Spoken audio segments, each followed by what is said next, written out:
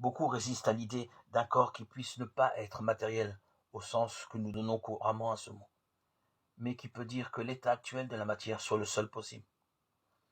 Aussi, certains auteurs ont pu parler de matière de gloire ou matière céleste.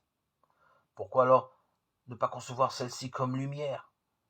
Les scientifiques savent qu'entre les deux notions, il y a beaucoup de passages.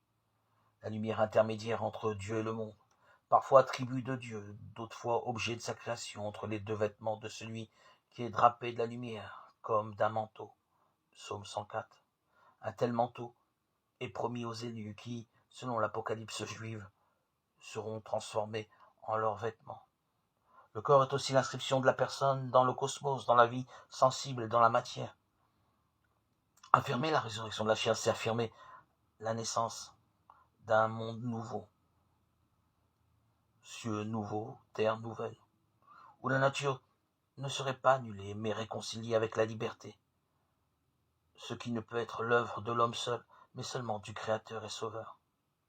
La simple beauté du monde, celle d'un ciel étoilé, celle des vagues sur la mer, ne peut-elle pas être elle-même comprise comme promesse et anticipation? Est-il nul et non avenu l'espoir de ceux qui espéraient retrouver dans l'éternité quelque chose de la beauté d'un matin d'été? De telles amorces ne peuvent être que fragmentaires, fugitives.